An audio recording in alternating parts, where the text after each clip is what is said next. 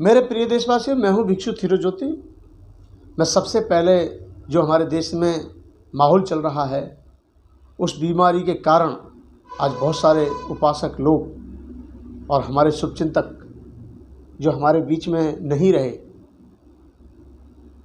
उनको मैं भावपूर्ण श्रद्धांजलि देता हूं और उनका अब तक का जो साथ मिला उसके लिए उन सबको साधुवाद देता हूं। एक ऐसा माहौल चल रहा है कि पता नहीं कब किसके ऊपर कहर बन के टूट जाए और कौन कब किससे जुदा हो जाए।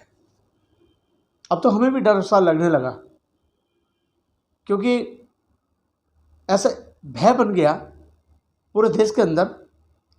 खैर, हर व्यक्ति की आवाज़ सुनने के लिए दोबारा से मिल जाती है तो एक मन में जिज्ञासा बढ़ जाती है थोड़ी बहुत जीने की।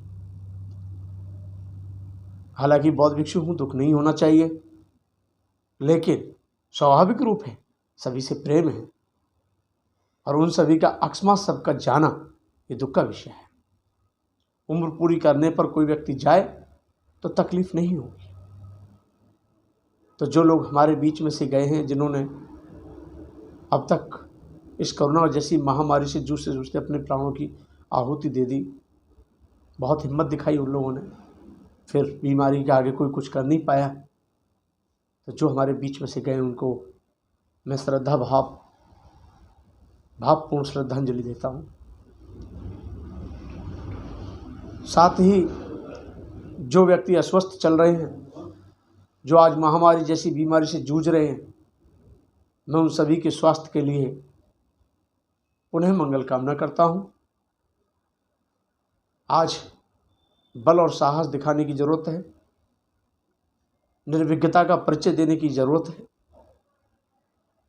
जो होगा वो देखा जाएगा, वो बाद की बात है, परंतु हम अपने रहते हुए अपने आप को सुरक्षित रखने का प्रयास करें।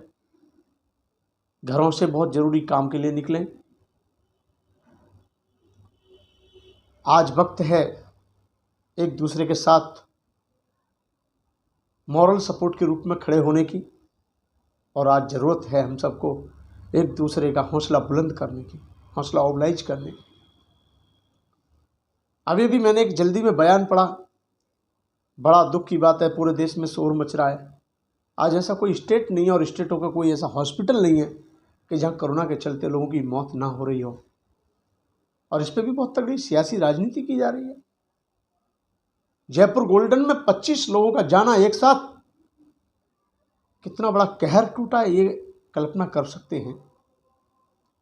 सोचने का विषय है, सोच भी नहीं सकते थे और ये कल्पना की भी नहीं जा सकती थी, लेकिन 25 लोगों का एक साथ जाना आज उनके परिवार के ऊपर एक मुसीबतों का कितना भव्य रूप में पहाड़ टूटा। आज उन लोगों के ऊपर क्या बीत रही होगी, वो शायद हम सबके दिलों को, हम सबकी भावनाओं को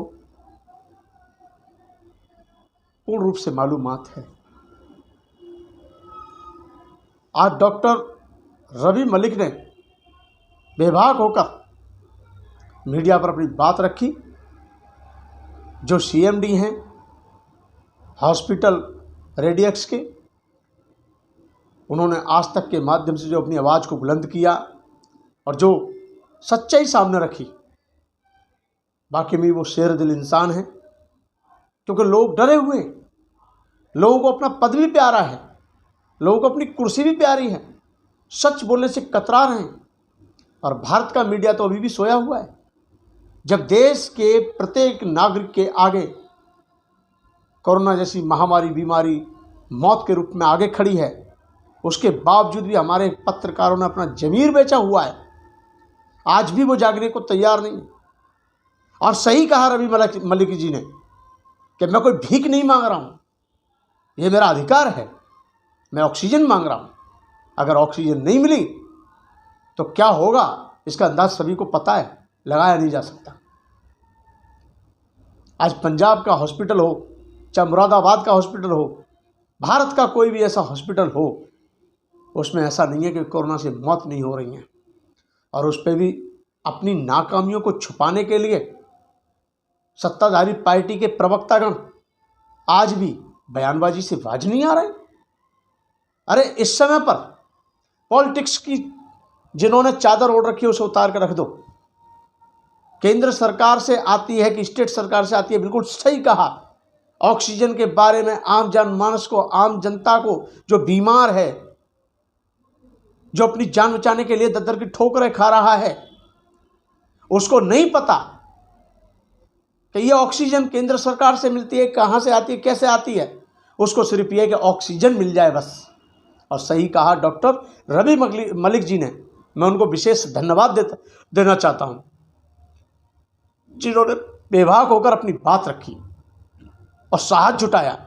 अगर काश ऐसे अधिकारी हर विभाग में, हर क्षेत्र में, और ऐसे डॉक्टर स्वाभिमान की जिंदगी और स्वाभिमान के साथ बोलने वाले यदि आज अपने ज़मीर को जगाकर देश के सामने सच्चाई रखते हैं, तो मैं समझता हूँ आने वाले समय में ऐसे व्यक्तियों का नाम सदैव सम्मान के साथ लिया जाएगा। और जो आज ज़मीर बेचकर भी गुलामी कर रहे हैं, ज़मीर बेचकर भी आज देश को बर्बाद होते हुए देख रहे हैं, गुलामी करते हुए ज़मीर बेचकर भी आज लोगों को मरते हुए देख रहे हैं, और आज भी वो बातों पर लीपापोती करने का काम कर रहे हैं, ऐसे लोगों को आने वाला समाज, आने वाली पीढ़ियां कभी माफ़ नहीं करेगी। ये समय एक दूसरे के ऊपर तंज कसने का नहीं है, ये समय एक दूसरे के ऊपर आरोप प्रति आरोप लगाने का नहीं है, ये समय एक दूसरे को नीचा दिखाने का नहीं है। यह समय बनता है कि केंद्र सरकार और राज्य सरकार मिलकर के आपस में हमारे देश को सुरक्षित कैसे करें, हमारे देश को जल्दी से जल्दी स्वस्थ कैसे करें, हमारे देश के डॉक्टर कैसे काम करें, उनको पूरी छूट क्यों नहीं दी जा रही है। आज डॉक्टर रवि मलिक साहब ने बताया कि 100-150 हॉस्पिटलों की वो हालत है, किसी के पास 2 घंटे की ऑक्सीजन है, किसी के पास ये ऑक्सीजन है, किसी के पास वो ऑक्सीजन। इस समय में मैं भारत सरकार से और तमाम विपक्षी पार्टियों से एक बौद्ध भिक्षु होने के नाते, अखिल भारतीय भिक्षु महासंघ का राष्ट्रीय महासचिव होने के नाते ये निवेदन करूंगा कि इस समय आरोप प्रति आरोप बंद करके देश के हित में कोई ठोस कदम उठाया जाए, जिससे हमारे लोग सुरक्षित रहें, हमारा देश सुरक्षित रहे, हमारे देश का आम जनमानस सुरक्षित रहे, स्वस्थ रहे। क्योंकि अगर देश की जनता ही सुरक्षित नहीं रहेगी तो फिर हमारा या फिर आपकी बड़ी बड़ी बातों का कोई लाभ नहीं होगा।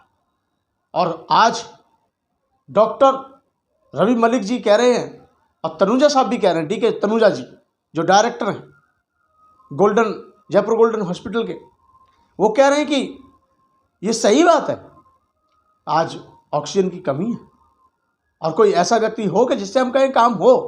डॉक्टर मलिक का कहना है कि मैं एक सुपीरियर को, अपने से बड़े अधिकारी को या किसी को भी 15 से 20 बार व्हाट्सएप कर चुका हूँ, कॉल कर चुका हूँ, वेबसाइट पे भी ईमेल डाल चुका हूँ, रिक्वेस्ट डाल चुका हूँ, लेकिन कोई ठीक से उनसे बात करने को तैयार नहीं है। अरे डॉक्टरों को आपस में एकजुट होकर इस समय देश की जान बचाना, सरकारों का कर्तव्य है जान बचाना, हम सबका कर्तव्य एक दूसरे की मदद करके कैसे भी करके इस कोरोना जैसी बीमारी से सभी को निजात दिलाना, तब जा कर के हम सब लोग अच्छे और सच्चे भारतीय होंगे।